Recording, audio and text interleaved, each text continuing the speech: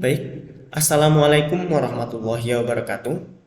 Pada kesempatan kali ini, kami dari tim PBL Kontes Robot Sepak Bola Indonesia Humanoid akan mempresentasikan laporan PBL kami. Baik, slide selanjutnya, yaitu kami memiliki manajer proyek, yaitu Bapak Eko Rudiawan Jamzuri, SST MSC. Dan dari tim PBL kami beranggotakan yang dari semester 7, semester 5, serta semester 3. Adapun di antara semester 3 ini terdiri dari kami eh, dari prodi robotika yaitu dua orang. Yang pertama saya sendiri Andini Naika Zeki Darsman dan rekan saya Fahmi Fadila.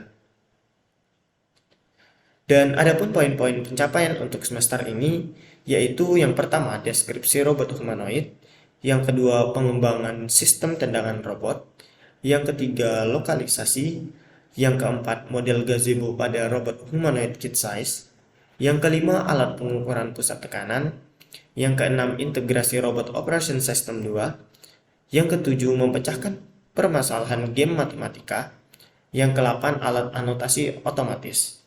Adapun dua poin di bawahnya, yaitu kalibrasi offset mekanis yang dikelola oleh rekan saya Fahmi Fadila. Adapun yang poin ke-10, pengembangan mekanis robot kit size dan pembuatan robot biped dikelola oleh saya sendiri, Andini Kazuki Darsman. Untuk materi selanjutnya akan dijelaskan oleh rekan saya, yaitu tentang deskripsi robot humanoid. Baik, di sini saya akan mendeskripsikan robot humanoid adalah robot otonom dengan desain tubuh seperti manusia, indera dan gerakan yang dapat bermain sepak bola satu sama lain. Tim ini juga meningkatkan performa robot agar lebih stabil dan bisa mengikuti kompetisi baik di tingkat nasional maupun internasional.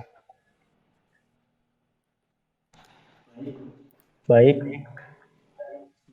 selanjutnya saya akan menjelaskan kalibrasi offset mekanis. Alat untuk menentukan posisi persendian seluruh kaki, apakah tampak depan atau samping, apakah on garis lurus atau persis sesuai dengan posisi normal menggunakan kamera, yaitu kamera Basler. Tujuan untuk mempermudahkan aktivitas, melihat posisi yang tepat dan dengan cepat dan efisien. Proyek ini terbuat dari aluminium profil, siku, dan bantalan laser yang di dalamnya ada penempatan untuk G-Sport yang digunakan untuk mengkalibrasi kamera dan ada tempat untuk kamera Basler. Metode kalibrasi yang digunakan untuk self calibration karena perbandingan akurasi yang dihasilkan diketahui berdasarkan pergeseran titik hasil proyeksi terhadap ground control point yang terukur di lapangan dan dalam proses kalibrasi menghasilkan parameter internal yang stabil. Data yang dihasilkan dalam kalibrasi adalah berupa nilai intrinsik dan ekstrinsik parameter. Parameter intrinsik khususnya untuk kamera. Mereka mencakup informasi seperti focal, length and opposition centers, focal length and opposition center dapat digunakan untuk membuat matriks kamera yang dapat digunakan untuk menghasilkan distorsi karena lensa kamera tertentu. Sedangkan parameter ekstrinsik berhubungan dengan vektor rotasi dan translasi dan menerjemahkan koordinat titik 3D ke sistem koordinat. Berikut ini yaitu desain dan hasil proyek kami. Saya akan menjelaskan di desain dan hasil proyek ini. Di bagian depan ini itu tempat letakkan kamera dan di tengah untuk penempatan dudukan robot dan yang di belakangnya itu untuk penempatan chessboard. Baik, selanjutnya akan dijelaskan oleh Ninoy. Baik, selanjutnya pengembangan mekanis robot, kit size dan pembuatan robot biped. Adapun tujuan pengembangan mekanis dari robot kit size itu sendiri, yang pertama memaksimal pergerakan robot. Karena dengan memaksimalkan pergerakan robot itu sendiri, untuk memperlancarkan strategi dan pergerakan dari robot itu ketika robot itu berada di kontes nanti. Dan selanjutnya menambah fungsi pada robot. Dengan menambahkan dan mengembangkan mekanis robot, ada beberapa fungsi tambahan yang dimana salah satunya seperti pegangan pada robot ataupun pengoperasian strategi satu, strategi 2 dan strategi 3. Dan tujuan selanjutnya yaitu memperkuat ketahanan robot dengan mengganti beberapa part yang sudah kurang baik. Eh, Kami rasa eh, itu dapat memperkuat dari badan atau bagian-bagian dari robot itu sendiri. Baik, selanjutnya, adapun untuk bagian-bagian yang diperbarui dari mekanis robot kit size, yaitu upper side chest, yang dimana eh, bagian ini terletak di bagian eh, atas dekat lengan robot, yang dimana dengan adanya bagian ini dapat memperkuat bagian atas sisi kanan dan sisi kiri robot, yang dimana di sini juga menambahkan fungsi bisa pemain bisa menghandle atau mengangkat robot dengan mudah. Selanjutnya ada bagian spacer hand bearing, di mana ini adalah pembatas dari badan robot menuju lengan tangan robot.